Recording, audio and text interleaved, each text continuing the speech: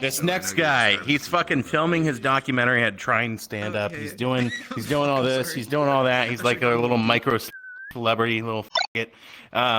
Anyways, he's a wonderful guy. His name is Turtles. Let's give it up for fucking Turtles!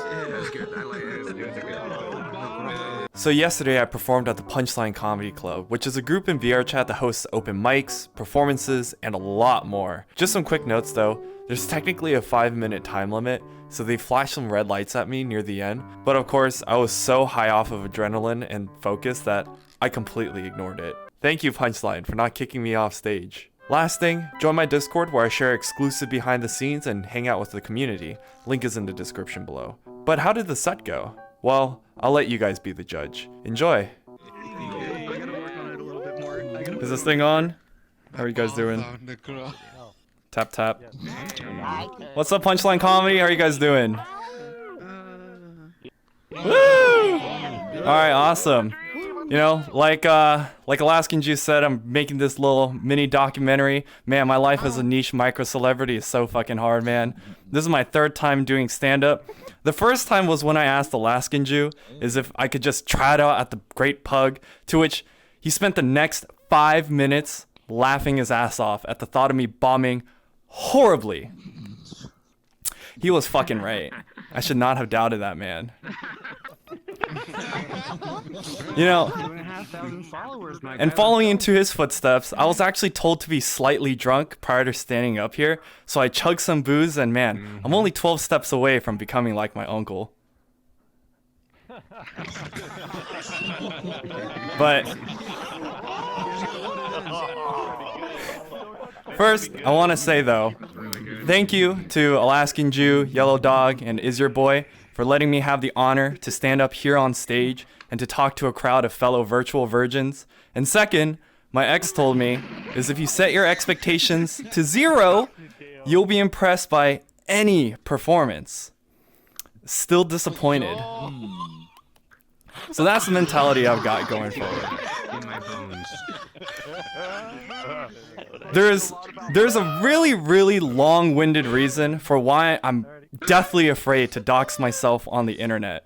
In my 600 hours of playing VRChat, the last thing I was expecting to do was to spend the equivalent of a fucking down payment on a car to buy the leg DLC.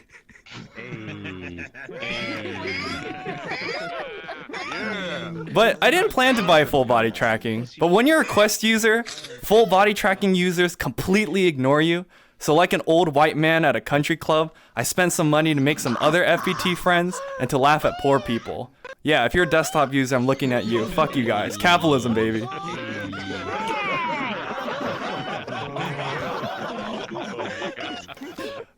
You either live... Holy shit, the lag. Hello? Yeah. You either live long enough to spend more time making content for VRChat than playing it, or watch yourself realize that, you know, maybe you are a little gay. Just a little bit. Just a little bit.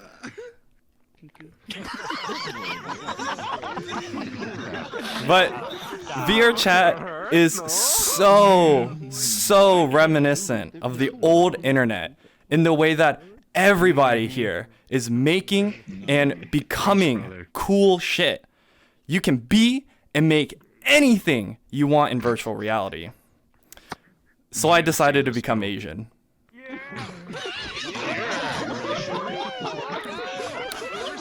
I got scammed. Dude, let me tell you this. I got scammed twice and shelled out $300 just so a virtual child can call me the wrong racial slur. Why did I even play this game, man? But being Korean is cool. North Korean. Quick history lesson though. Just a quick history lesson. You know, they used to call, well, not used to, but they called the Korean War the Forgotten War. Because when the US soldiers came back home, nobody in the country cared.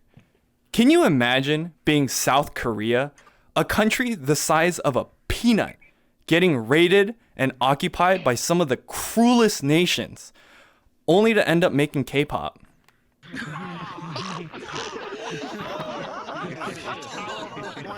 And my grandparents, bless their hearts, my grandparents, running away from horrible war atrocities, only for their grandson to spend his fucking down payment on virtual legs. But you know, being a VR YouTuber is great. I'm getting my first taste of fame by going around in these public worlds. I completely circumvent social cues by using... Oh, hello? Whoa. Whoa. Oh, I did not spend enough money. Holy shit. Whoa. Okay. But yeah, being... Yeah, fuck this DLC, man. But being a VR YouTuber is great. I'm getting my first taste of fame by going around in all these public worlds. I completely circumvent social cues by using interviews as an excuse to meet new people, like those fucking suckers in the back. And best of all, I get slightly more respect than VRChat streamers. Just slightly. But I don't know how many of you guys have seen those dark side of VRChat videos, but as much as I was personally uncomfortable watching it, I was mostly mad at the way that they portrayed my friends. You know, it was as if we were all animals in a petting zoo for choosing a place that accepts everyone. But to be fair, some of these so-called animals have posted selfies on Discord, and I don't blame the normies for making fun of us at all.